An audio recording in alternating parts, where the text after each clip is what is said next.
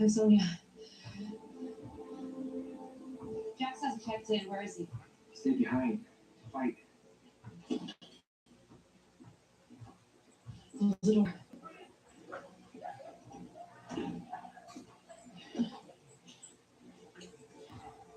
Jax, where are you? You guys are military. Special forces.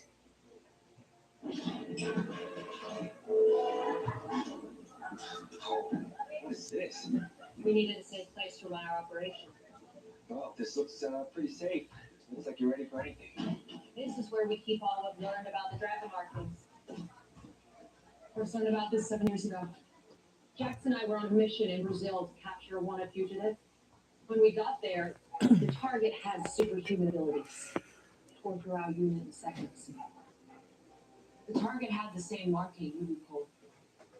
When Jax finally took it down, the dragon marking transferred directly onto the skin. I spent years trying to figure out what it all means. Seems like Di ko alam kung nalagay ka na sa taas, di ko lang nadala. reference a great turn.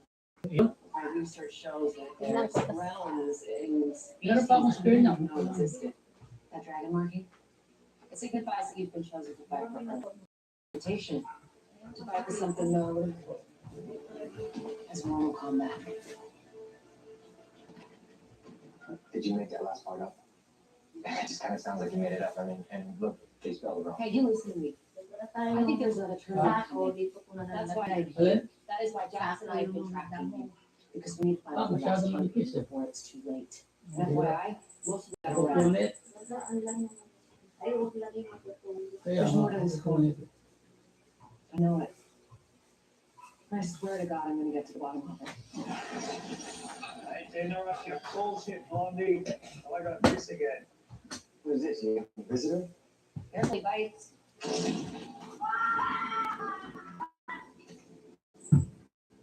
My last sunshine.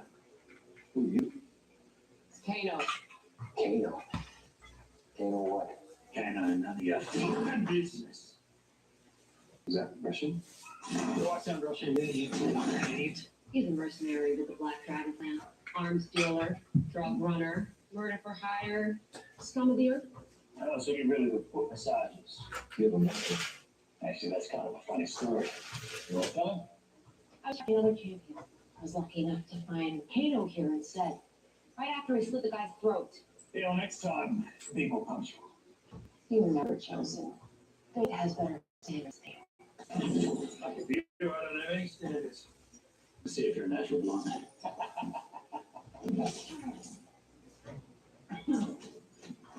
All right. Let's go that one. What about you? What is your marking? I don't have one.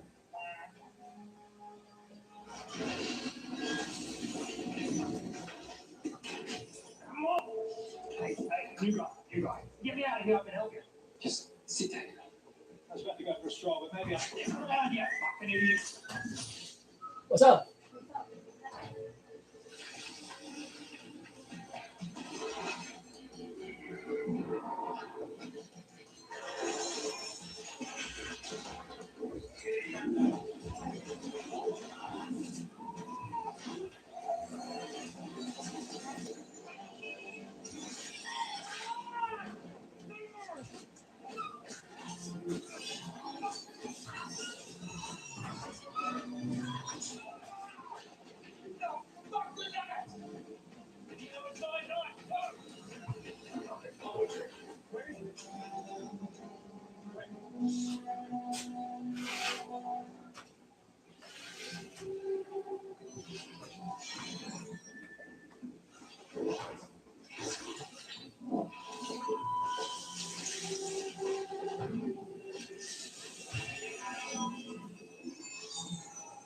Did you shoot it?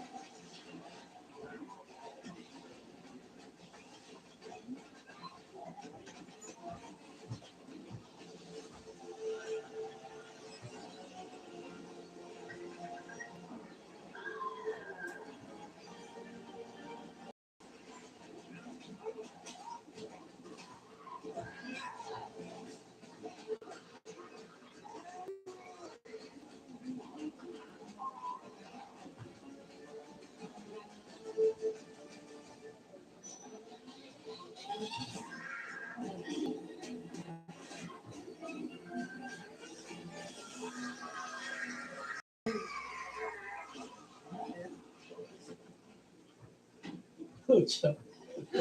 Puso na, hindi na. Wins. You fucking beauty.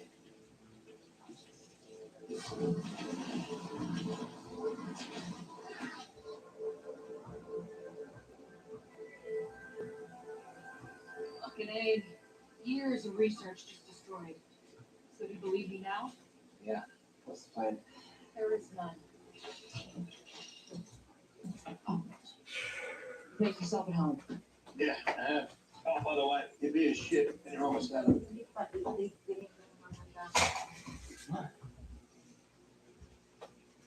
What are you doing? Just working on a canine graphic novel. Fancy myself a bit of an artist. He's a psychopath. Oh. Best artists are interested.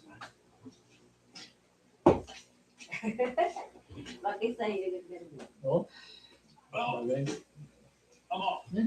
Try to get the ratings to lunch. That should be fun. Ako na rin pinagawa. You know where that is? Okay si Doc Edwin. Sabi ka pa The niya. youngest run goes through there. Locals will shut the fuck up. Legend says champions used to train for Hindi, hindi combat. naman. Sino Doc Edwin? Nagbibisikleta din kasi minsan ng mountain bike siya. Excuse me. Where is it? Kaya lang, Ken, you want to write this down? Get fucked. hindi ko kaya. You kidnapped me, you tied me up, you threw an off my Wala, hindi na. Naglalakad na lang sila ng asawa niya. took off half my face. Lucky for me, you got Sabi sa kanya, minsan punta ako sa balete. so you had to hide Pababa it. yun. How the hell can you think? Get out of the fucking way. Okay mo. Okay. There you go.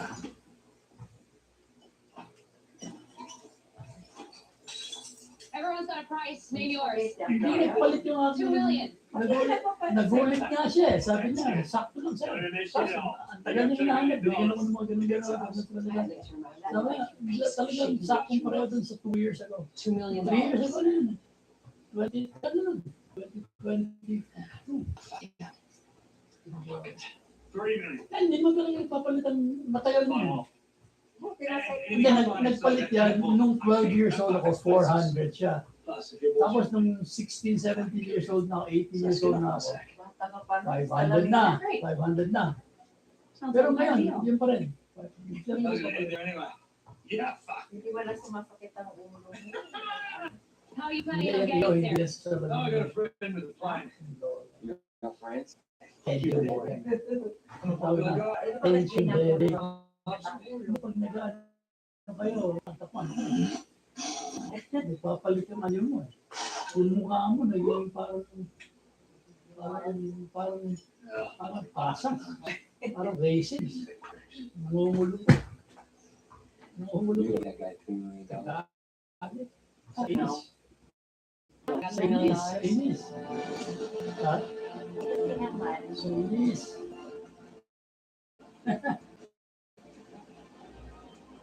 Ano yung terorista? Tutulog. Kaya ba siyan? Ha? Para sa kanya.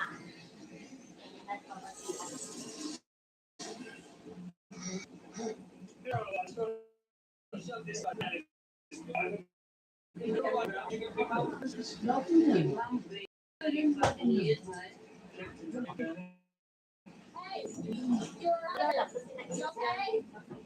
Yeah.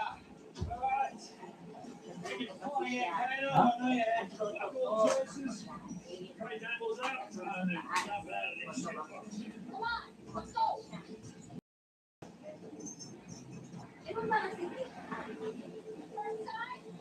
Yeah, we'll get it away.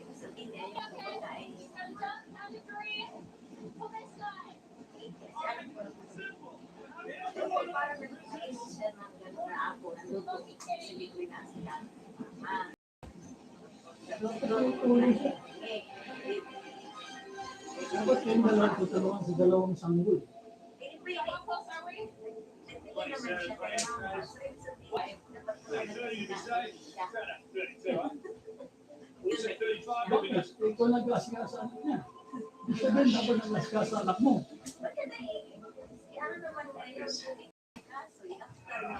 You just took a break. Sabay ko nag-asika sa kasal niya. Pag wala siya, Yeah, sila GPS, nag-asika sa take anak. one. to the scoreboard, shall we? I got us the plane.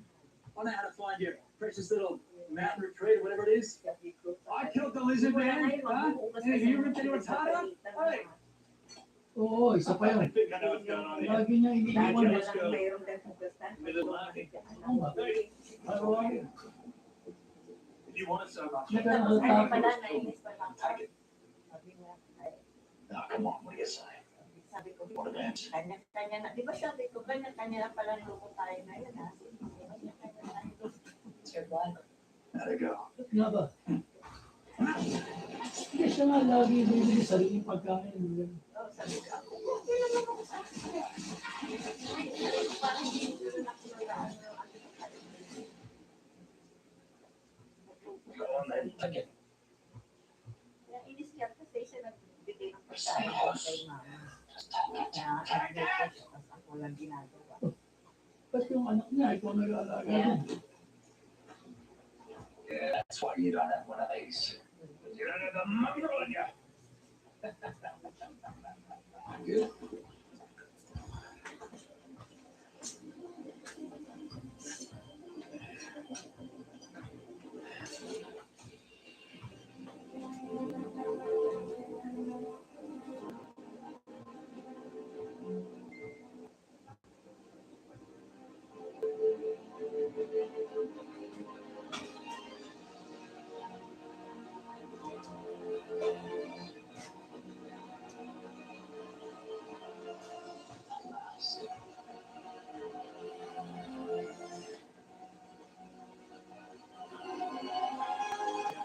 Okay, that's far enough then, dear.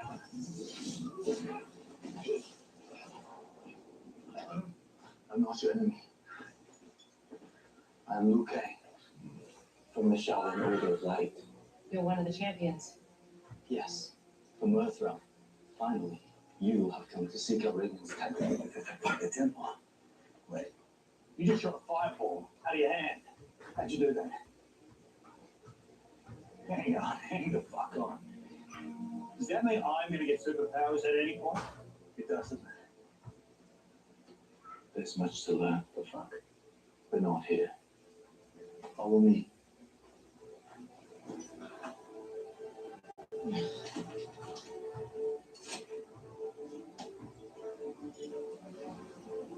Hey, David Copperfield, hang on. Just teach me how you do it.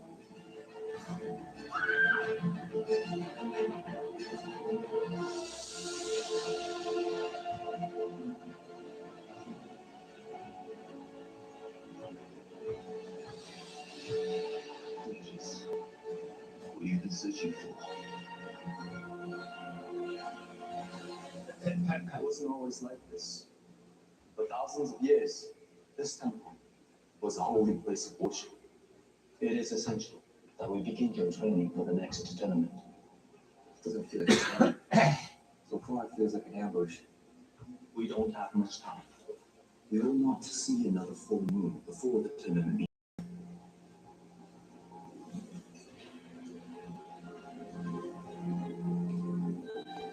Come. Yeah.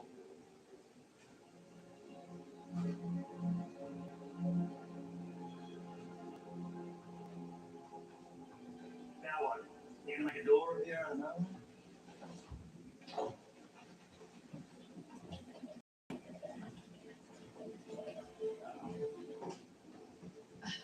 I'll give you that. It's pretty good.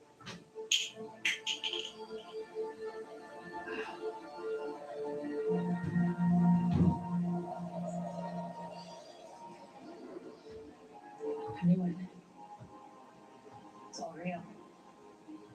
These murals are the living history of Mortal Kombat. Oh, now this one really speaks to me. This is our world. Yes, the most brutal and murderous of all the realms. Our greatest enemy.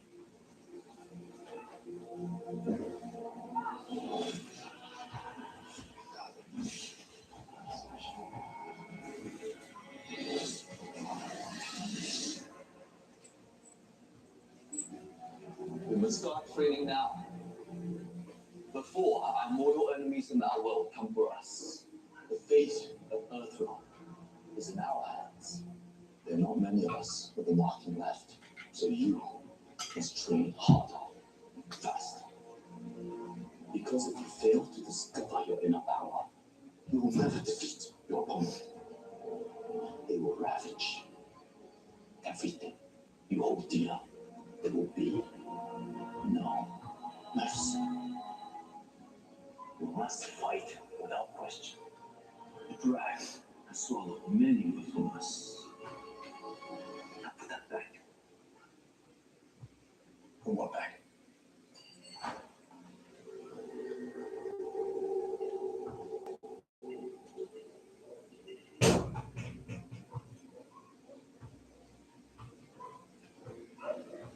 Jax! Hey, Jax!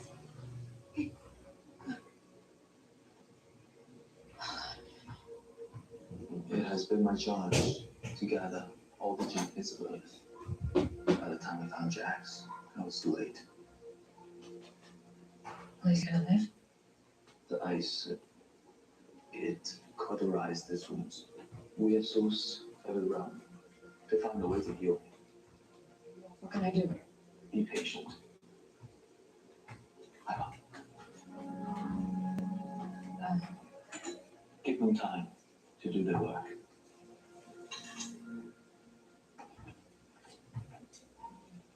We must go. He waits.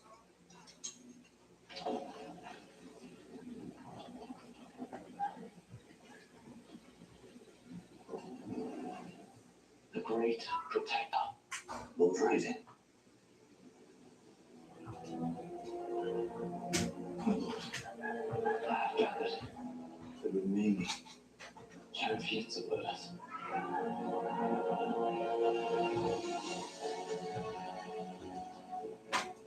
This is what they have to work with.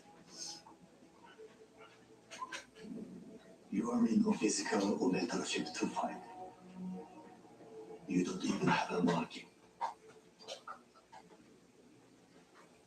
Wait, hang on. Gandalf, what was my fortune cookie say? Powerless. Arrogant. The time has long passed. Our enemies have claimed nice trade victories. One more victory. We will conquer over Earth forever. And Shinsu will enslave the entire race. Ano ikaw, babe? Nanonood ka ba niyan? They tried to kill Hindi, baka nanonood ka. Okay lang? compass. There is nothing for you here. Only death. I'm willing to die for my family. Let's see if you have what it takes.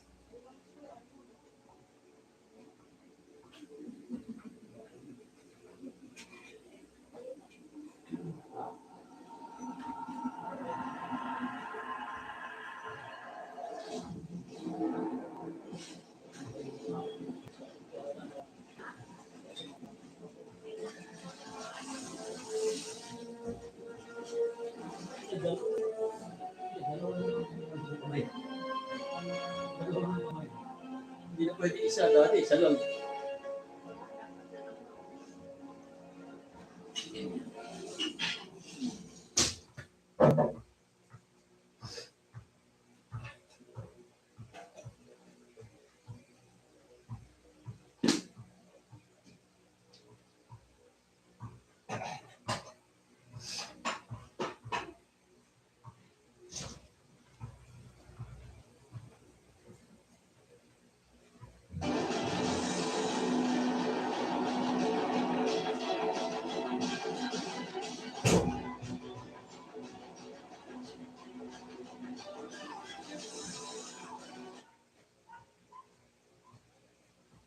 Full-scale war is breaking out right now in the Strait of Hormuz.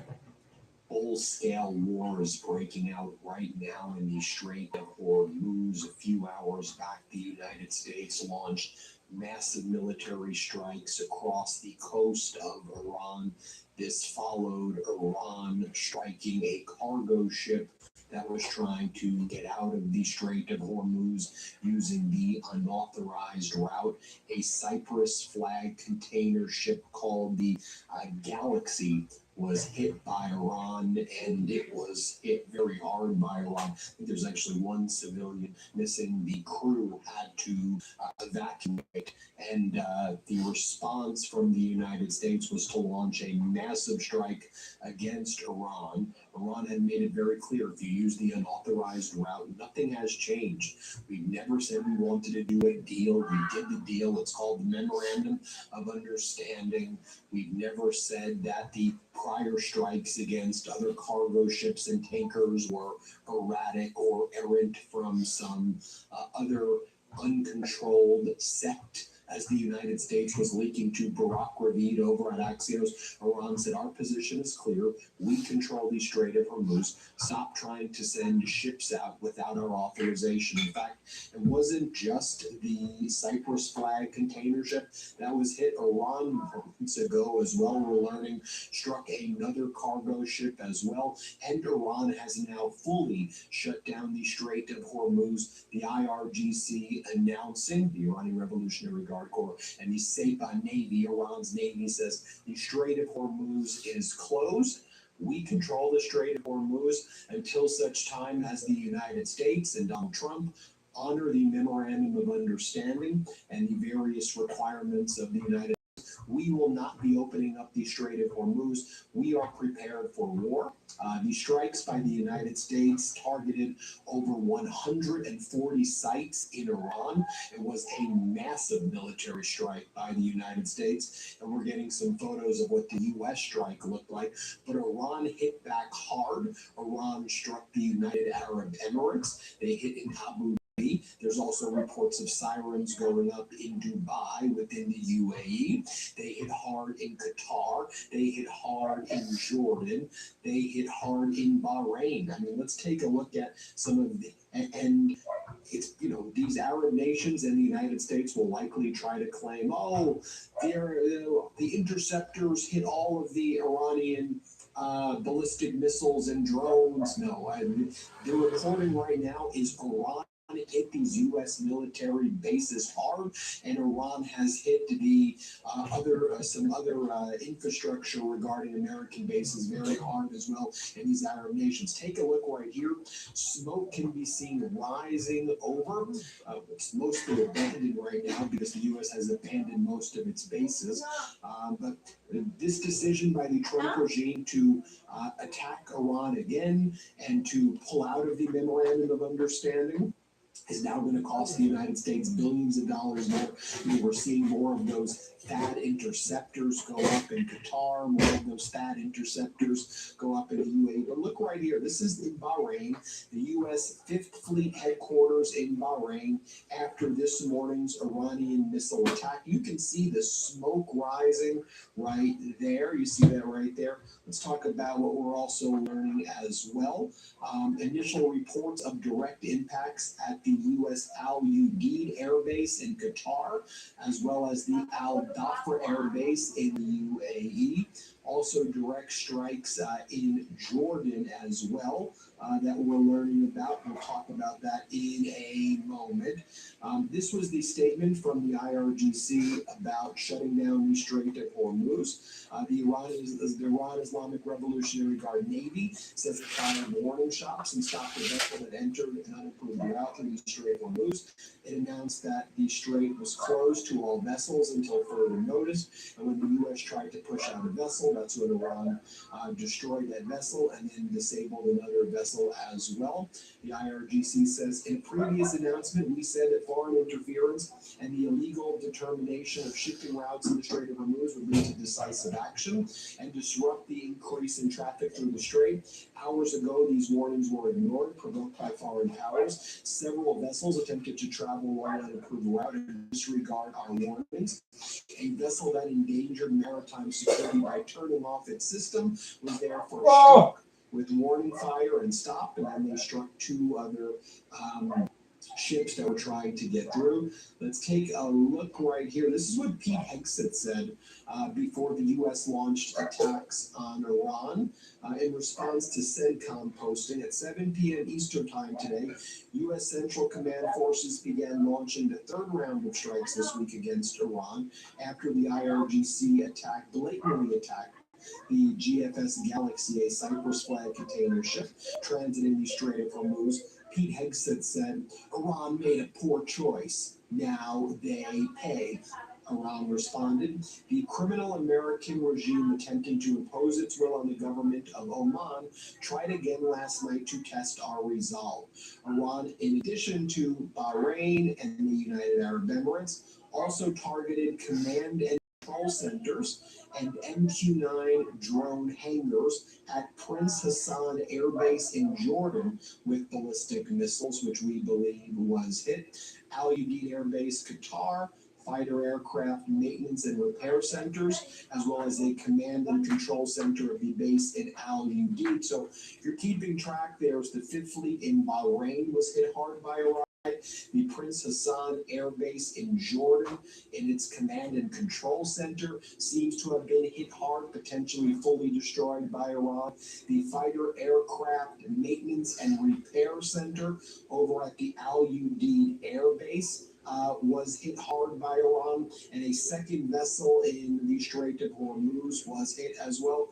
Take a look right here. The Iranian army launched these waves of Arash-2 kamikaze drones, also launching them at ammo depot and radar sites in Kuwait, and those communication systems and radar in Bahrain. Wow, Iran hit a lot of targets right there. Take a look right here at these drone launches. Play this clip.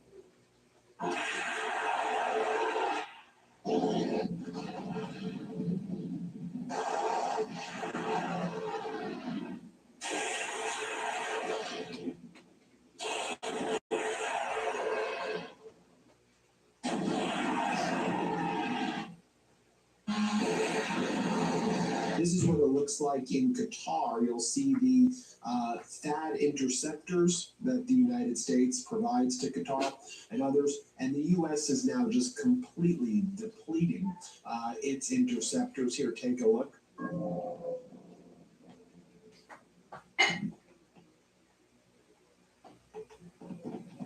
Now, this was a statement issued about 30 minutes ago from CENTCOM. U.S. forces finished latest round of strikes against Iran. U.S. Central Command completed a third round of strikes this week against Iran on July, holding Iranian forces accountable for attacking another commercial ship in the Strait of Hormuz. U.S. forces hit approximately 140 Iranian military targets with precision munitions launched by land and sea-based fighter aircraft drones and naval vessels. Targets included Iranian missile and drone sites, naval capabilities, ammunition storage facilities, communication networks, and coastal surveillance locations. During 3 nights of strikes this week, CENTCOM has struck more than 300 targets at the direction of the commander-in-chief, Trump, to degrade Iran's ability to attack civilian mariners and commercial vessels freely transit the strait. Commercial vessel transit through vital international maritime corridor continues. Since early May, U.S. forces have helped facilitate the successful transit of more than 800 commercial vessels and 400 million barrels of crude oil through the Strait of Hormuz. Really sad and sick that CENTCOM just lies all the time about everything. And the Strait of Hormuz, let's just be blunt, it's closed right now. And as a result of all of this, the Strait of Hormuz is absolutely closed. And it seems that this war will continue to escalate into the morning.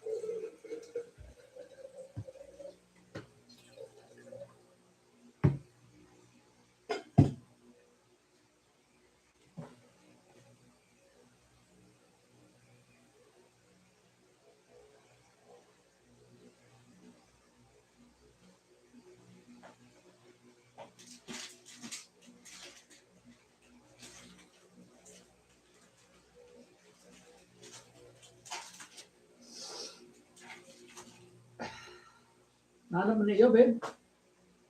Ay, hindi pa pumunta sa taas.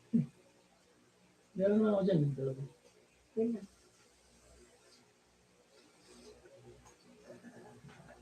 Gera na naman.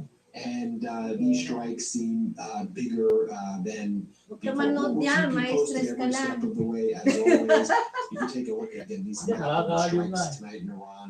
You can see where Lagi the may gera US sa hit, iba't over here on Abbas, Amerikano and yun, Syria, pagkain. and Canara, Kanjas, and Chabahar. Hindi, sa ilan naman. This seems to be, I mean, for Hindi na Iran's matanggap na talo response, sila. Iran responded, Amerikano? has responded just as Talo ng strong as Amerikano. responding about 3 Mas- months Gusto, ago. gusto nila Keep you posted every step of the way. Oo, As always, hit ayaw nila subscribe. talaga Let's yung get Trump, to 7 gano'n. million subscribers. Thanks for watching. Patay na yun. Want to stay plugged in? Become a subscriber to our Substack at Isang senador na daily recaps from our tulta niya namatay. and 3 episodes of our podcast. Bigla-bigla. and more exclusive content only available at Ano Midas. nangyari? Namatay. Atake? Siguro. Makain ng dinner, patay.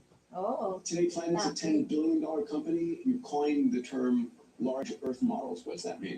Google Mga Amerikano mukhang matanda talaga. Katulad nitong senador na to, 71 Pero years old. bata pa sila. 71, mas bata pa sa akin. Pero mukhang matanda na. Madali lang ang tumanda yung mga Tapos pag yung mukha nila, mapuputi. Oo nga. Madali silang ano. Mga lubot. NVIDIA and Google has to pay the NVIDIA tax. And which tax is more Hindi ka important? gaya. Kahit matanda, napukang bata. Mukhang bata pa. Meron gano'n, ano? Maraming yung Pinoy gano'n. Next story.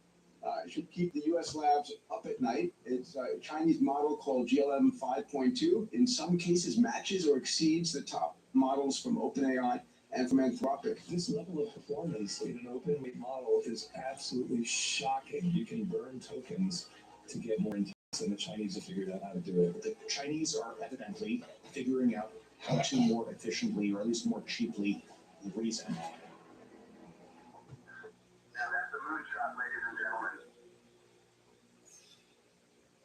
Welcome to Moonshots, everybody. I'm here with my magnificent Moonshot mates, Salim Ismail, the father of organizational singularities. Salim, good to see you, pal. Good to be here. Good to be home. Yeah, everybody's home. This is This is home day. When was the last time this happened? This is like never. AWG, our in-house Akin ba ito, ano? genius. Good to see you, Alex. I will say in my defense, coining the term Lahat ito? for a Yung quadrillionaire tatlo? who can own an entire planet was not an advertisement for Will and Planet. Yes. And Dave London, our wizard of AI investing. I'm Peter Diamandis, your host and your optimism evangelist. We have a special guest here with us today, a friend of nearly 20 years, a man who's building humanity's orbital AI and data layer. Will Marshall, the CEO of Planet. Will. Hey, thanks for having me, guys. I have a question for you. Do people ever say you're the CEO of the Planet? It should be. You should be. I plan it as a public company. It occurs PL. You can track it in real time as we speak today. And as always, we got a packed WTF just happened in tech episode. The singularity waits for no man and no agent. We're going to kick off the discussion on Planet's push for large Earth models, their orbital AI cloud. We'll jump into Eric Schmidt's new launch company, Relativity Space, and their upcoming Mars mission. We'll jump there from the AI talent reshuffling and President Javier Milei's provocative statements on AI personhood. Of course, Alex, I expected you're the one influencing there, but we'll ask you behind the scenes. Do you think you're saying, Peter? You think I'm pulling Javier Milei's strings for AI person? I think you're influencing him. We're going to close out with the shocking performance of China's open-weight GLM 5.2 model. ByteDance's new 4K video model will wrap up with the collapsing price and exploding capex of intelligence that's going to be fueled by nuclear and fusion power plants. All right, let's jump in. So, Will, I want to kick it off with you, buddy. I hope at the end of this conversation, everyone listening is going to understand what this layer of AI and data capabilities that you're building is going to mean for them. I'll do a proper introduction for you. So, Will Marshall is the co-founder and CEO of Planet. It's the world's largest Earth-observing satellite fleet and soon orbiting AI data satellites. He's a physicist who earned his PhD at Oxford. Not a bad place, not MIT quite, but kind of gosh. Okay, Will is where you jump in. Before Planet, Will worked at NASA, and he and I met back in 2008 along with Celine. Today, Planet's a $10 billion company, and following up on your point, Dave, I mean, I looked at the ticker, Will, and a 450% increase in the price over the last year. That's extraordinary. Pretty amazing. Will is operating 200 satellites in Earth orbit today, generating 25 terabytes of imagery every day. We have two major stories. The first is about planetary intelligence. The second is about Project Suncatcher. So, Will, let's kick it off, buddy. Let's talk about your building with planetary intelligence. You coined the term large Earth models. What does that mean? Yeah, well, planetary intelligence to me is sort of a next era in machine intelligence. And it's all about building models of the real world. And of course, AI models are only as good as the training one. And we have gobs of real world data. I think of it in two phases. The first phase is planetary sensing, which is already in space for all the obvious reasons. We're in planetary sensing space with large Earth models, which is wrapping up not just the text of the internet that's embedded in LLMs, but all of Earth data, so that you can ask physical questions about the real planet. And the second phase, in big terms, is putting the compute up next to the sensors into space, and we're doing that too. That's a bit further out, but that sort of leads to these sort of phase two of capabilities in this world. So we're mainly focusing on the phase one, which is pulling all of our Earth imagery data into models, such that you can ask questions about the physical world. I liken it to LLMs, of course, know all about the text of the internet, about human knowledge, incredibly versatile about it. It can answer questions about deep areas of physics to anything pedestrian and anything in between. But they only really know about the theory. It's very abstract, right? What they don't know about is how the real world is behaving. So, liken it to somebody who's been stuck in the library, they read all the books, but they never looked out the window. Maybe they looked out the window and said they haven't gone outside to see the reality. So they're limited to questions about theory. We are having sensor systems to LLMs to enable them to upscale to these large Earth models, but enable us to answer real-world questions, whether you're a farmer, a journalist, somebody in national security, you want to know about the real world, and that's where $1 billion plus contracts with every part of Europe, every government. Well, exactly. And everyone can afford to launch their own satellites. Absolutely. The governments want to see around the corner, they want to see new threats, they want to respond to disasters, and everyone wants to answer questions not just about the tech of the internet. That's where all the large language companies, AI companies, Dennis has talked about this, Gary has talked about this. The next scale models are going to be real-world models, and for real-world models, you also need real-world data. And Planet has 3,000 images for every point on the landmass of the Earth over the last 10 years, documenting every day the changes. So you basically have a huge stack, this 150 petabytes of data, a huge stack of information about the real world and how it's changing over time. We've said before, like 8 years ago, I did TED Talk about how we're like Google indexed the internet to make it searchable, we're indexing the Earth to make it searchable. It's just that large language models are making it way faster to do that, and so now it's just unleashing all of this potential laden in Earth imaging data, not just ours, but the whole field. Well, if I wanted to pay you to take one point on Earth, here's how to say, and stitch together those 3,000 images you collected over 10 years and turn it into a little movie, could I buy that from you? Yeah, sure. I mean, it's getting easier and easier. I mean, historically, most of our users have been big entities, you know. NASA has used it, the National Reconnaissance Office, so the intelligence community, huge agricultural companies like Bayer and Syngenta and hedge funds in New York and so on. And lots of myself has purchased data from you. Yes, you can. Yes, but typically, your unusual most people can't get much out of it because processing terabytes of satellite imagery is too hard. Now AI comes along and just shortens that right there. So you can ask Gemini or Claude, hey, find images from planet, tell me how my fan field has changed over time, how can I improve that next year, how can I improve it today, what do I need to do, and they all know that I can do that analysis, so you come back to you with just the answers. And one of the things that you might say, if I was correct me if I'm wrong there, the only board that actually offers high quality historical imagery.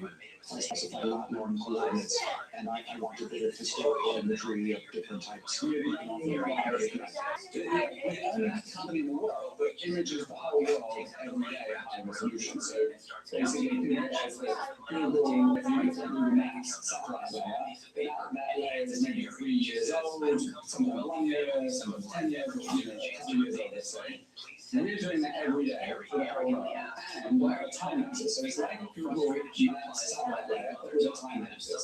And yes, we're the only one doing that. And necessarily until somebody makes a time machine, even if somebody were to do the whole world of satellites, they can't go back in time and get our historical archives. So all of our clients, even not just in today's image, they almost always want to know, well, how is this compared to mine? Let me give you an example. In Ukraine, we're much helping them with defense of their country. And, they don't just want to know where the Russians position, where the military bases, where the industrial facilities, but how does it compare to the last couple of years so they know it's normal or abnormal, and therefore wants to track that. The same with the US intelligence community. They want to know what's going on across China. They don't just want to know, is there new something in China? They want to know how's that compared to the normal activity levels in that place. Same true with the farmer. They don't need to know just what their farm yield out now. They want to compare it to the past, know if the agricultural interventions was better if they do it like a neighbor does it or someone else does it. They need historical background to know that. So yeah, the archive is really important because that can No, I see that as going to be really cool for, Celine and Peter and I are looking at island real estate and mom and pop real estate. Maybe on the detail thing coming along. Let's get a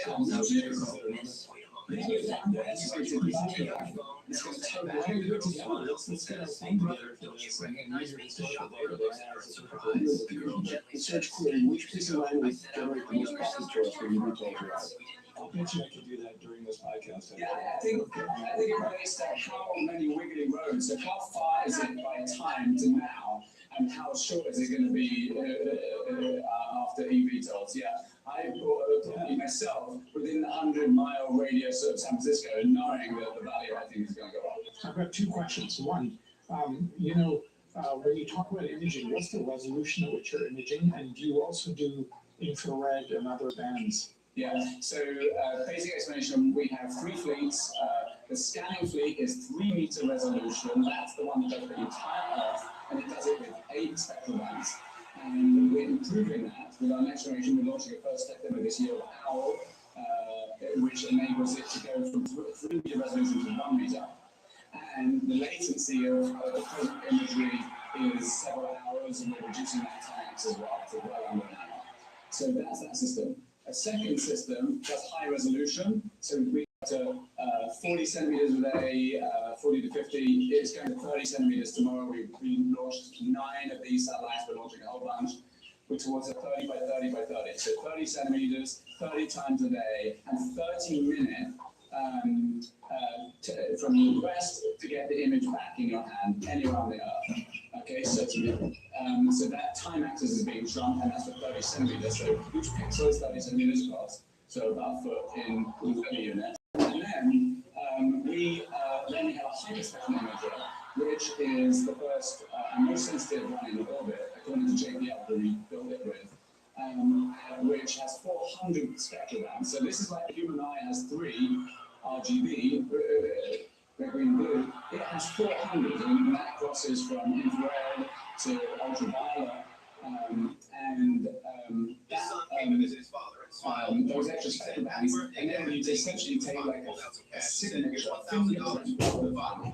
So where we look in each pixel, These that one's even bigger, 30 meters, but we can actually tell the species of the tree, or gas emission, or if it's which tank site built that vehicle.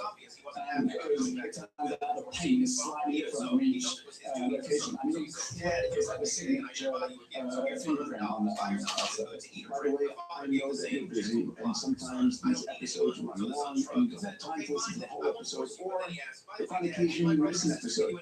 I now put out a one-shot summary on Substack, which includes a link to all the stories that we covered. The weekly recap covers what I and the mates have to say, what we think is most important, and what we're most excited about. And it's free. You can subscribe at dmandis.com/metatrends. That's dmandis.com/metatrends. Right back to the episode. Why has anybody done this, Will? I mean, I don't think anybody is close to the fleet that we built, and you bought part of your fleet from Google. I'm just curious. I'm sure you don't mean why hasn't anyone in the private sector done this? That's what I mean, yes, private. I mean, obviously defense has it.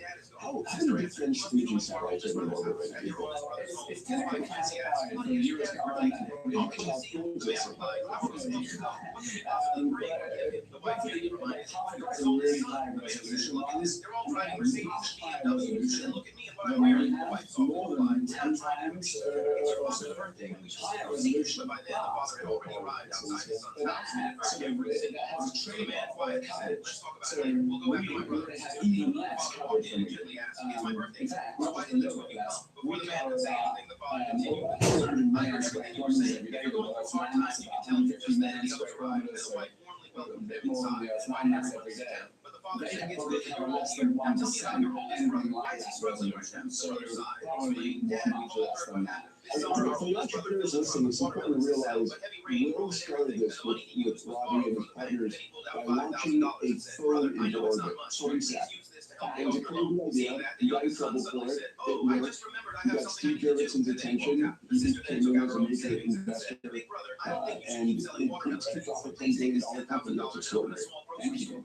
Yeah, well, if you play right, and as you see that stock price, right now it's a market share. And part of the reason is this AI piece, because the AI piece is lowering barriers to entry. I think we're going to say, and it's just at the very beginning, I think we're going to see this massive take-up. I said before, space and AI are getting married.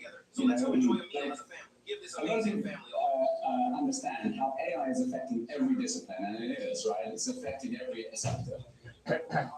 Space is one of those unique sectors that's producing gobs of data, and space is actually important for AI as much as AI is important for space. So, like, AI is not just eating space as a sector, like it is eating almost every sector. Actually, space has something to offer it, because all the AI companies, as I said, are trying to build these physical world models. For that, they need real-world data. Space comes along. AI is useful for space because it makes value extracting out of all this data easier for those small organizations. But at the same time, it gives AI something we really didn't have, which is this information about the real world. And all they're trying to do is help people answer questions about the real world. Let me give you an example. The farmer going onto an LLM right now and saying, hey, how do I improve my crop yield? The LLM will say, well, here's all the theory of agronomy. But isn't there shit about his and how he's doing today, how it compares with yesterday, how it compares with last year, how it compares with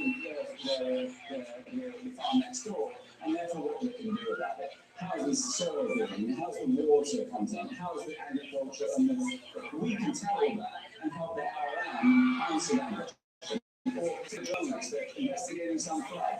They don't want to know the theory of a flood. They want to know how's that flood doing today in that village, and the emergency response people need to know where to go. So basically, real world data is going to come into these AI models, and that's going to enable them to be 10 times more powerful than they are today. So many questions were also the simple ones.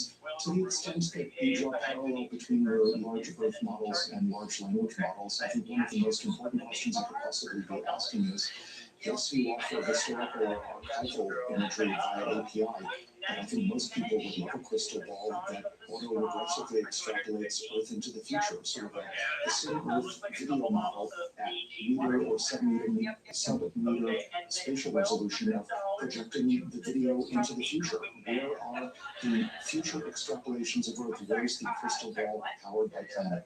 I think it's coming. It's very exciting. Once at a time, so we focus first on interactive analysis and how AI can open that. But already predictive analysis is coming before. And obviously, AI has been very good at tokens and guessing the next token. That's what AI is doing when it's guessing the next, giving you text output.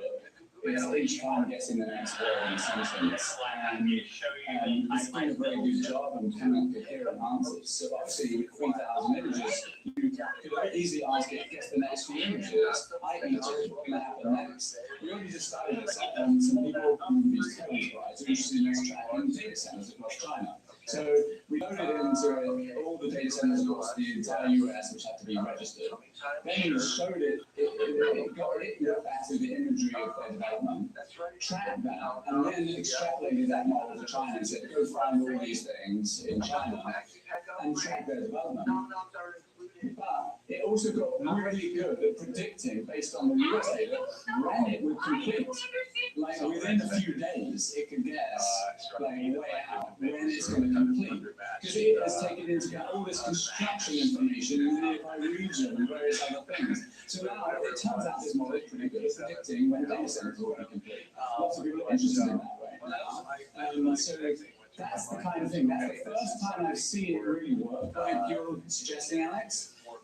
Really the very beginning, I think we're going to get there relatively quickly, just as that nature of the tech is sort of what it can do out of the box. Surely you have enough data, stop calling me Shirley, surely you have enough data to be able to take everything that you already have and pre-train an auto-regressive video model to extrapolate you at the pixel level into the future. Do you feel like you have enough data to do that already? I think we do, yeah. Have you done it? No. Well, I have not. Why is there not? Because I think you are the only entity, perhaps, in the world with the power to build an honest-to-goodness crystal ball. Yeah. I love the vision. Yeah. Again, I mean, we've been doing this in cyberspace. The main thing is being looked at because already we believe 100 billion of just in the rearview mirror. But you're right, it's very tempting. I think the biggest thing that we're working that's sort of relevant to that is embedding models. Because the actual doing that for the entire Earth, which each layer is around 30 terabytes of data, is 4 million 47 megapixel images. So just like, I mean, it's just a huge data times 3,000 layers, right? So you can't just throw that into a machine. Like no machine can just take that in RAM, right, and do the processing. So what do you have to do? You have to put it into an embedding space. So we've been working with Google models on this, Google Search and DeepMind, as well as they've done some work with Alpha Earth, which we're going to look at, as well as some open source models like Clip, remote sensing Clip model, and then fine tuning on our data. And what this does is it's sort of like an image, a tile to text conversion. And so, and you can do that for each area, say, let's say, kilometer by kilometer. And then you can search for arbitrary objects around the Earth. So we've got to a point where we can put into BigQuery the entire one layer of the Earth in this embedding space. Now you have the potential to do what you're talking about, putting thousands of layers and then in the future. And so I think The sense of the vision is you're tokenizing the Earth. Tokenizing the Earth first, because it's like a massive impression, and then you want to do the prediction. Yeah. I think we could do, the middle school that my kids went to commissioned, they took collections from all the parents to buy this huge globe. It's like 6 feet in diameter, it's all LCD. And it's basically, you can make it the Earth or Mars or Venus or any other planet you want with this little one. It's so cool. But you could say, well, that's semi-cool, but you overlay the planet data, and you can actually dial back and forward time of the real world. If you build one of those for your hobby, you can sell those next. Alex, where are you going with this? What do you see the value there? Like, what would you go? That's the thing I want to then predict in the future. I want to predict everything into the future, not just data center. Excluding that, I want to be able to, I'll give you one concrete example other than that. I'd like a reasoning model that I could layer on top of it. So I would argue every LLM wants to be a large reasoning model, not just an autoregressive LLM. I'd like to be able to reason RL style about what changes at the pixel level on the Earth's surface could say maximize GDP. We talk on the pod all the time about maybe the GDP triples year over year due to this singularity that some of us think that we're in. But you have enough, I think, you have the data set at the planetary scale to actually build a reasoning model via reinforcement learning that lets us historically backtest various theories of, say, land use. If we literally tile the Earth with compute, as some of us think we're doing, what would be the hypothetical effect on GDP if we get rid of the food gas stations? Let's go beyond Coffee bean futures. Yeah, coffee bean futures. Well, certainly,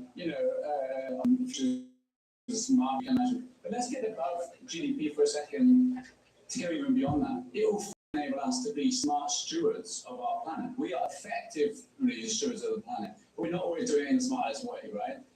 Not efficiency, nor in terms of how we're taking care of the precious ecosystems and complex environment we have on the Earth. Now we can, because we finally have a system that understands global that can integrate all of that into recommend you as that farmer, you as that insurance guy, you as that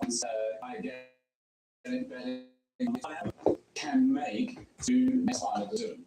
That's also a huge issue that comes with this, though, because if you go back, the internet was born to operate at planetary scales, but then governments domesticated it, right? What you're doing with orbital mapping is you're re-globalizing that.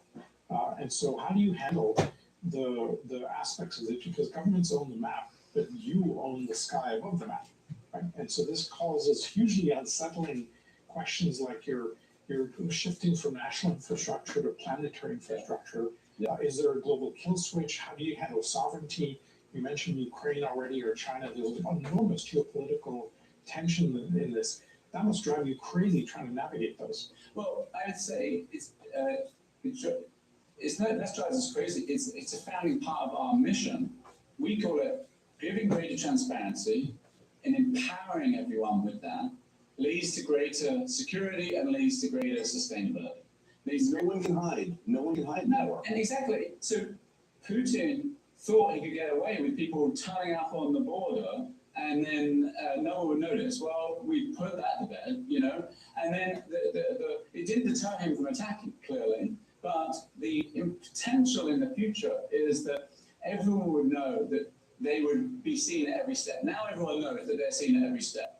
If you hit a school, we're going to see the school. If you hit a bridge, we're going to see the bridge. And the accountability is going to be there for the whole world to see, no matter what. And maybe just actually acts as deterrent. In history, throughout history, wars have happened mainly when there's been misinformation, a lack of information, and people have had to guess or made mistakes based on misinformation. Here, we have more people understanding what's going on, who's got what equipment where does that, and can monitor peace accords and all that. I think transparency drives accountability and reduces the probability of war. Meanwhile, That's a very narrow question on that exact topic. You assume that the U.S. and China see everything via satellite at all times, but if you look at the 220 countries across the world, like what fraction of all governments actually have satellite coverage data? Like you said, misinformation leads to confusion, leads to war. Like in Yemen right now, do they look at data or not? Not much, but I think that's going to change. Again, the challenge has been digesting 40 terabytes of data every day is too much for most organizations. But NASA and NRO, they have teams of people doing satellite imagery processing. They know how to deal with this. Bring AI along, and suddenly you eliminate all of that. You can actually get most of the answers very quickly. So that NGO, the Red Cross operating in Yemen or whatever, can actually get benefit from this right now and enable them to make smarter decisions. So it changes it from a world where It's just the big entities. So a lot of other entities can get value. What percentage of your revenue is government versus corporate versus individuals? So it's about 60% of defense and intelligence, about 25% civil government, and about 15% commercial.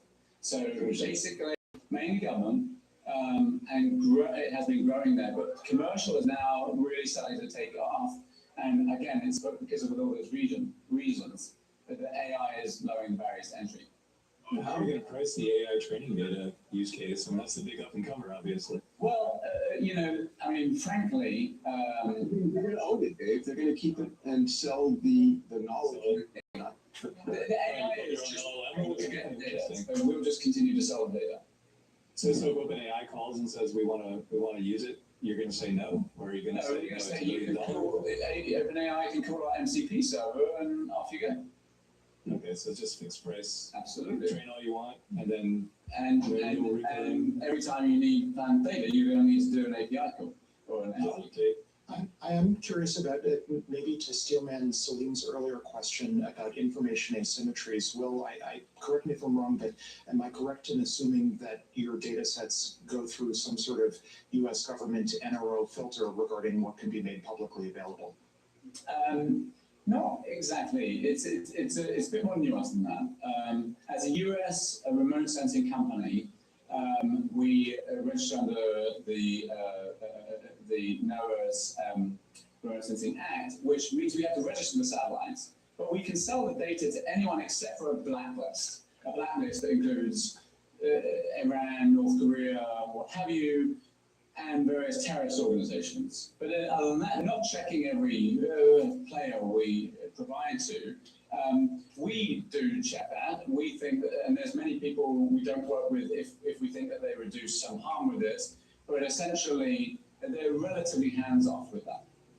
So that's a great line of questions. So that's a US blacklist, right? But you have like a $1 billion plus deal with Sweden. Do they also have a blacklist that you also honor separately, or? I mean, they tend to be almost the same. We respect the EU one as well, which they're part of.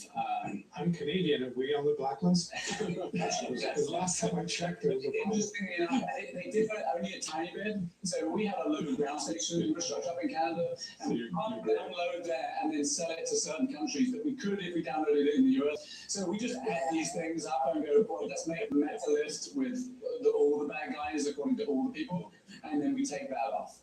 You must have to have a dedicated AI just dealing with the complexities of who gets what. It's not as hard as you think. That's just blocklisting of users or customers. What about downsampling or lowering the resolution in sensitive areas? Do you do any of that? Not generally. No, we don't. No. But remember, I mean, I think that people don't get confused about this. We're really a long way away, 400 to 500 kilometers. It's like the distance from Los Angeles to San Francisco, pointing our telescopes one city to the other in distance, right?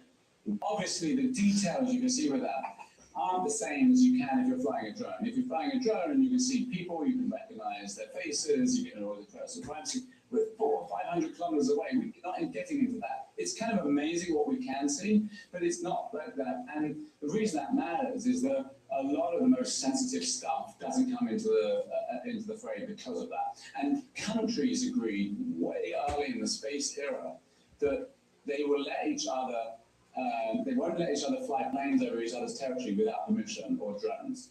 But you can fly in space because they consider that so far away. You can get some data, but it's just enough for transparency, but not enough to get into my into the details that they would care about. So it's basically that was the agreed definition. The backstory there is fascinating, right? Back when Sputnik was launched in 1957, the U.S. had to make a decision: do we disallow that to happen because it's flying over us? But if they did that, they would be able to fly our U.S. satellites over Russian territory. But okay, everybody can fly satellites. You just ran an experiment. And the physics of it dictate that, right? Whereas a plane, you can go up to Russia and turn left. You know, you can't go up to Russia with a satellite and turn left. You're in an orbit. You're going to go over Russia. So what are you going to do? Say that I'm not going to turn on the camera? Well, that's silly. That's obviously not going to happen. So people aren't going to respect that. So yes, there was some physics that went into that and some fact of it being far away. But yeah, that became the international norm. And famously, Gary Powers was shot down in the U-2 spy plane. And then the US said, well, we're going to put most of the most sensitive stuff in orbit, and that's going to be our domain of enabling us to monitor what's going on with nuclear weapon, arms control, and all this sort of stuff. But now it's just proliferated, and far more people. People now can get through Planet what took the entire CIA and NRO infrastructure a couple of decades ago, and they can get it for a tiny fraction of the cost, right? And in some senses, we can do things that no one's able to do, like the daily scan. They've never done that many satellites, so they've never had that sort of global coverage. So we can do things that they can't even do, and the fact that that's now possible for a private enterprise, that has completely changed the game. So you historically have always brought the data back to Earth and done the crunching at the data centers on Earth. You ran some experiments in April where you put some NVIDIA chips on one of your satellites and you did the processing up there. What's the significance of that, Will? Well, it's basically enabling us to do the processing at the edge, speeds up the time. So this is really processing at the edge, in space, 500 kilometers up. And yeah, we put some NVIDIA GPUs on our satellites, and all of our Pelicans going up now have them, and the Owls will do as well. That combined with satellite-to-satellite communication, doing links so that we can go up to other satellites and then back down. So we don't have to wait till that goes around to the ground station that we've erected, which we put around the world, but still it has to take some time. Instead, it can just send back the answer. So what you can do, in the example we did in April, which picture of an airfield in Australia in this case, in Alice Springs, the computer automatically recognized the planes on that airfield. Then it just sent us back the locations and type of planes, right? That was done in seconds, and then we can send it back by RF, satellite to satellite. So you suddenly have things in seconds. Now, let me explain how that makes sense. You guys, a bunch of you are in LA. Here's a photo of that, by the way. Oh, yeah. That image, yeah. Oh, cool. Flashback. That looks exactly like what I used to work on at MIT. Like, literally, exactly. And time really matters for a number of applications. Just think of the fires in LA, Palisades and other fires. We gave images within a couple of hours of those fires, and then we did analysis building by building, which buildings were affected, where should the relief operators go, the American Red Cross, Cal Fire, and where the water was located. And had we been able to get that in a few minutes rather than a few hours, could that have saved lives? Could that have saved properties? Potentially. Time really matters. So this is all processing at the edge is all about time. It's going from hours to minutes. Can you give us some geeky numbers on that? Because you got a couple thousand in the Pelicans. You have a couple thousand of light coming in, so the data must be astronomically huge, just the raw feed. And then the NVIDIA chips will have no trouble compressing that down, but then you have limited bandwidth coming down to the Earth. Yeah. What's the rough numbers? Well, so, I mean, I know the numbers based on our Dove satellites. They take 8 frames a second at 7 megapixels, so that we can get, for each area on the Earth, 8 different spectral bands, and then within about a second, the satellite has already gone past that area. So basically, you just have to start again. So it just goes 8 times a second to get 8 spectral bands for each area of the Earth, and each picture is maybe 35 by 20 kilometers in area. So just imagine that going all the time, clipping along, all the time in daytime over land, which is about a seventh of the time that it's, and then the rest of the time it just repowers its batteries, if you like. It does some over ocean, and Pelicans more also turning to shoot to specific targets. So because of that, you have all this time when you're not taking images, which actually gives you more buffer to send it down. But yeah, so each Dove is imaging maybe a couple of million square kilometers per day per satellite. So what is that? bigger than the area of California, each satellite per day. So this is why when people say, oh, let's use drones for agriculture, I'm like, no, that's crazy. You need 1 million drones per satellite or something, or 1,000 certainly. It's actually cheaper to do satellites if the resolution suffices from the satellites, right? It's just orders of magnitude. Where does the resolution go? Right now, you're saying it's about a 30 centimeters, 3 meters. In 5 years, where do you expect to be in 5 years? Well, we're already upgrading our daily scan from 3 meters to 1 meter. With super resolution, it can get potentially better than that too. That might even go to 50 centimeters, 30 centimeters. And then our Pelicans, we moved from the SkySat, which we inherited from Google, to 50 centimeters. Now we're moving towards 30 centimeters. And with super resolution, again, you can get a little bit better where you look at overlapping and sharpening based on pixel overlap and things like that. What exposure time will be?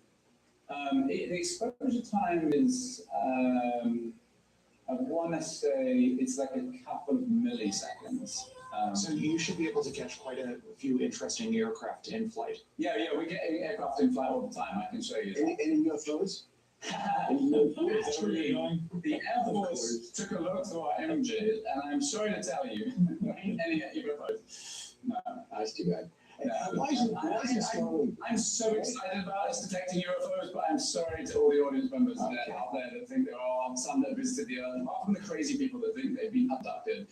It ain't true. We haven't seen any aliens, and NASA, let me tell you from first-hand experience, could not keep that a secret. Never, ever. That would be even more. That makes it even more improbable. NASA. Why isn't Elon doing this with Starlink? I kind of imagine that putting some cameras on board. Stargaze is what he's doing, right? Well, that's using for SSA. They could, but they're kind of in the wrong orbits. They're a little bit too high, and you really want a synchronous orbit to have a consistent shadow angle for optical imagery. They are doing some kind of missions for the NRO, which are they're classified, but read some stuff on the internet about it. They are generally not doing Earth imaging. They're doing comms, primarily Starlink, which is obviously a very successful business there. But I think the most exciting aspect of the SpaceX IPO, frankly, is that what's the mass of a Pelican or a Dove compared to a Starlink? Pelicans are similar, and our Doves are much, much smaller, like more than 10 times smaller. Well, can you give folks listening an understanding of how quickly the tech has developed to build these kinds of satellites? Because it's been stunning. You were on the cutting edge of this back. When did the first Dove go up? 2013, so we've been doing it 13 years now. To give you a sense, the radio speed has gone from a megabit a second to 10 gigabits a second. The cameras have gone from 2 megapixel to 47 megapixel. The hard drive space has gone from 100 megabytes to what have we got? A couple of terabytes on there now. It's just extraordinary, right? Each generation of satellites, we tend to be doing about a 10x. So our Dove to Super Dove went from 4 spectral bands to 8 spectral bands, and from a 29 megapixel camera to a 47 megapixel camera. So if you add that up, that was about 5x increase in data per satellite for a similar cost per image. So it's like we're talking about significant, an owl, our next generation daily scan, going from 3 meters to 1 meter. That's 10 times more data, or 9 times more data, roughly, and we'll be getting it back about 10 times faster as well. So magluluto ka o gusto mo mag-order ako? I think the big thing is our high-spectral satellite, Tanager, is gusto tayo kakain yan eh, parang tandang tao. a new one that's 5 times bigger. Pero pwede tayo mag-order ng pagkain. So those things are possible. So we're getting more and more data. Mag-order ka na The lang. cycle of increasing Kumain ng those doon things is ng I'd say 2 to 3 years. So Unbox 2 na. to 3 years, sort of 5 or 10x. I would say is the rough Moore's law Unbox for din po. increases in data in space. Ayoko I lang. would say Okay, the may bigger DMP na doon. thing happening now is Pangit the ata yung unlock DMP. of AI that Sa isang really palengke just na, brings down the nakita ko barrier. isang It's umaga, always ganda the nung kami industry ng ability is kawaii. limited to that farm I mentioned for the hedge fund manager world, Hindi, dyan lang sa, but they couldn't get access to Yung sa it. labas. So I dyan think sa we've got labas, about yung 100x to maraming go gulay in the doon na, next couple of meron years. silang, may Just bago because silang AI parang karinderya unleashing style. what was already Kasi latent nakita ko, in the ang ganda. plastic. Sabi, How does this flow? Kaya lang umaga yun eh, so, Individual. I mean, ano yung dyan kawali talaga okay sa umaga yun. Maganda yung pagkagawa nila yun. worried about Pero ngayon, ewan ko. their local environment or people Baka ano na polluting yun. and so forth. How do you make this successful? Oo, as an hindi, walang kwenta na ngayon. Unless iluto nila ulit na bago. Tirahan lang. Just imagine Siguro, making ewan ko, hindi, natural lalo. Hindi, language, saka hindi iba eh. Iba yung sa pagkain sa tanghali yung umaga. natural language query of the internet via Ikaw, ChatGPT or magluto Gemini or pick your favorite LLM. Wala ko pang ano yung sa So, mga tanda. exactly, again, LLMs understand the text and large other models Oo, yung understand mga the physical yan. world. So can Mahal kasi. answer that question Well, about farmer. maybe You siguro know, lang. how's that? Yung delivery charge nila. What should I do? What precision? So, well, right over in this corner, you should put some fertilizer over there Well, and do this. And then, the Ano bang journalists mga panda can do panda? the from some event happening around the world, the civil government responding to that flood. Yeah, yung mga ganun. Permits can just say, hey, here's my list of permitted Well, buildings. unless ano bang Buildings being ano built order. that don't have a permit, and it can go look at the last month, find images, find buildings, check the credit against that, list, and then tell which ones I have and haven't got the permits. Huh? It's already done that in a few areas in each case with journalists, with fines, civil government doing. It's going to be a boom to the industry. There's 3 obvious use cases. What's the change in Masarap kayo talaga. Wala, cars dito outside wala. Walmart? Kinain na nga din lang. Weeks and I months? mean, Okay, that's the cliche, right? That this is the Kaya ang cliche mahirap use kasi case for kumain dito sa purchasing labas plan ngayon. imagery to Talagang dami tao trade kanina. stock prices based on that philosophy. But shipping Puno-puno and yung knowing where lugar. ships are, there's road fishing ships all over the world. That's what they're right now for the Right? Yes, lang. May mga lumabas na. Commodity soy, What wheat. is the Pero resolution? ibig sabihin, If I live in Manhattan, or is there a parking spot on my street that I could get right now? Pag di naman lumabas bumili. That for sure. Or mag-order, meron mong alam na Is my pag kung saan teenager mag-order. sneaking out Pero the kung back saan. window at night? That's, we have 1 meter or 1/3 meter resolution here. So.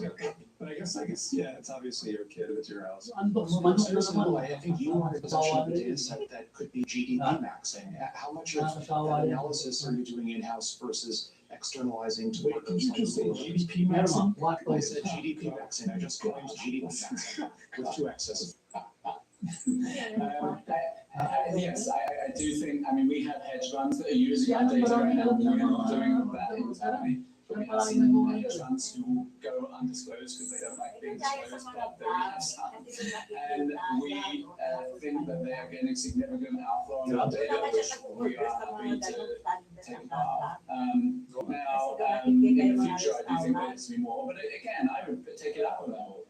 I think GDP maximizing is one thing, but life flourishing is an even bigger thing that we can do this way. And we are super inefficiently using the earth right now. Super inefficiently. Agriculture is terribly inefficient, for example. Yeah. There's 10x's for having all over the place in agriculture. Let's go fix that. Abundant maybe, yeah. You know, so let's turn to Dyson swarms. I want to get to Dyson swarms. You're I have a quick technical question before you get to the theory. You've put NVIDIA chips onto the satellites. How is the cooling being handled? That's relatively straightforward. I mean, we could talk about compute in space more generally, but yeah, I mean, we've been dealing with chips that are obviously hot and need to cool off for decades in the space sector. There's no magic here. We can't use convection or conduction as you do on the ground. They're either air-cooled or water-cooled with physical touch. In this case, they have to be radiatively cooled. So you have a radiator But radiators, we've known about that for a long time. We know how to do radiators. It's a relatively known. One of the interesting things about it, by the way, if you like geeking out on this stuff, is that the radiating energy goes with the T to the fourth, the temperature to the fourth power. So basically, If you're a black body. If you're a black body, which is be close to, so if you double the temperature from say 100 Kelvin to 200 Kelvin, you 10x-ish your radiative power. So dumping energy is all tricks of thermal regulation of radiators and how you stop it. You want to get it without melting it. And there's lots of tricks to the trade there, but it's nothing fundamentally unknown there. It's no knowns. All right, so you would say you want to aim in the direction of the cosmic microwave background whenever possible. Absolutely. The 4K Kelvin of space, so you want to point your radiators at the dark. All right, let me get some notes on that one. You got your project Suncatcher. Let's jump into this. So you're putting use Google in orbit. You're building an early version of the Dyson Swarm, orbital AI compute. Can you tell us what you're doing there? I mean, obviously everybody's thinking about Elon's data satellites. How do you compare? Are you going to get your launch? Have you been launching on SpaceX? We've launched 40 some odd times. 15 have been on SpaceX. We've launched 300, over 300 satellites on 15 launches with SpaceX. They're one of our best partners. We love working with them. They've got it closest to a bus ride to space. I will point out that in addition to launch costs going down, the biggest people in space, I think I mentioned this last time I came on this podcast, the bigger transition over the last 10 years in space has not been the launch cost, it's been the satellite cost performance, it's been that miniaturization of satellites, both for Starlink and ourselves, and we sort of pioneered that. That led to at least 100x, if not 1,000x, in cost performance for each kilogram you put on the fairing. So the dominant thing that has changed to lead to all these large constellations of satellites is actually the capability performance of satellites, not the launch cost. But both add up and they make things better. Performance density. So tell us what some density. Exactly. No, exactly. So in our case, like how many bits do we collect per kilogram or per dollar spent, which is related to kilogram because of the cost of launch. So we've been launching a bunch with SpaceX. SpaceX didn't come up with this idea, I will point out. They only started talking about this after we announced the whole project, and we've been thinking about this for some time. And we're not the first ones either. The space industry has been talking about energy from space for decades and decades, and space solar power. And for many years, the idea is basically we want to put energy-intensive infrastructure on Earth where there's abundant energy, and where it's not conflicting with the incredible biodiversity and people's lives, right? So as Jeff Bezos likes to say, we want to zone the Earth, rural and light manufacturing, and put to space all the heavier energy-intensive infrastructure. Now, people have been talking about energy in space for a long time, but the first and obvious easiest one is compute in space. Because whereas for say solar power, you need to beam all that energy down, and how do you do that in a way without frying people's heads is actually difficult. Whereas putting compute in space, you get all the power advantages, but you only have to beam up the questions and beam back the answers. Well, we know how to beam bits. That we've been doing for a long time. Comm satellites was one of the first users of satellites. So all you have in space, so we basically did a study with Google about 8 or 9 years ago, looking at the details of compute terrestrially, costs, the water, the building, the energy, all the things, and what it would cost to do it in space. And it just turns out that when launch costs come to about $200 to $300 a kilogram, it's just going to be cheaper, surely on a pure cost basis, to put it in orbit versus on the ground. So as Sundar put it from Google, within 10 years, we expect most compute to be put into space. Now that is a big deal because Google alone is spending $200 billion a year at this rate on compute. That's roughly the size of the entire space industry today, rockets, satellites, comms, everything combined. So Google is just going to do it, add up all the other folks that are going to do compute, and you've got a business that's bigger than the rest of the business, this maybe 10x the entire space industry today. So it's going to change the space sector. So we're doing some early tech demos for Google. When we did this study 8 or 9 years ago, Larry and Sergey were like, well, let's come back in 2030 when the launch costs come down to there. And I said, no, let's come back 5 years earlier because it's going to take us years to build the technology, to do the radiators, to do the clusters. So you have to have a whole lot of these. You want basically a rack of GPUs in each satellite and then clusters of spacecraft in post-formation flying with optical links in between them. And all of that is a whole lot of technology to develop. So what we're doing with Google, they selected us to build the first satellite to test GPUs, radiation, management, the cooling, inter-satellite links. And so we're doing a couple of demos very early. It's a moonshot project. This is just going to be cheaper. So it has lots of benefits terrestrially as well.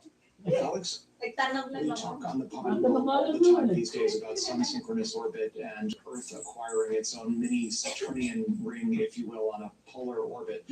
When do you think SSO-based Dyson swarms will become visible at night or during the day on Earth? What is your timeline? Is this like the early 2030s? Yeah, I mean, we've got loads of satellites in sun-synchronous, and you see them today in orbit if you look at just after dawn or dusk or just before dawn, when satellites are most visible. But most of these satellites will go into a dawn-dusk sun-sync orbit.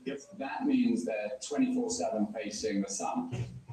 However, that also means that they're not going to be very visible because that's literally when it's still a little bit light outside, and it's going to be hard to see the there's challenges with astronomers on the ground, and you have to be careful about that. But this is when the time to do it because it's not in the dark sky needs of astronomers, it's really in these airplanes. So the short answer is it won't affect. You're seeing these rings, you want to see these rings of satellite because they're time to I want that ring. That's also a small bit as well. Like it's a small numbers. Elon has FCC approval, I think, for 1 million of these AI satellites. Don't you think at some scale, if so many of these birds go up, that either they start to become visible or they start to become... We will be putting them in slightly different angles. That's right. The space. They form a full band. That's right. You would put them in slightly different inclinations where you still have 24/7 sun or very close to it. Yes, you would start seeing that, but it would only be right just as it gets dark and just before it gets light. Like it will be like this funny ring effect. But later we may put them in other orbits as well. I don't know. They would have to be much higher to get it. How concerned are you about orbital debris? Well, we talked about like in Elon's S1. His #1 risk factor on Starlink, which is their revenue, profit engine right now, was orbital debris, being able to knock out a lot of capabilities. What about you? What do you think about that? I think space debris is a real challenge, and that's why we put our satellites below the area where that's challenged, which is 800 to 1,200 kilometers from the Earth in altitude. So we put our satellites 400 to 500 kilometers to keep them well below that problem. ESA syndrome is already in operation and effect. But bear in mind, there's about 10,000 satellites in space of order, and there's about 100 million pieces of space debris. So about 10,000 times more objects in orbit are 10,000 pieces of debris for every satellite. So the vast majority of the problem, even if you put 1 million satellites up there, the vast majority, there's still, you'd have 99% of it is still not satellites. The challenge we have to deal with, I'm trying to point out, is debris. And that is mainly made up of all the small bits of stuff left over from former rocket bodies, exploded satellites, anti-satellites, and other things, which were done in high orbits and so could live there for decades. Now, when we were at NASA, Peter might remember this, we came up with a scheme under Pete Warden's mentorship of to sort of do traffic management. Obviously, with 2 satellites, you can move out of each other's way. or any maneuverable. But most of the conjunctions in orbit are debris with debris. So what do you do about that? We need to stop the collisional cascade for those pieces. And for that, you can actually use lasers on the ground that gently nudge one so they miss each other. You can do this sort of traffic management. We call it light force. A system like that could actually stop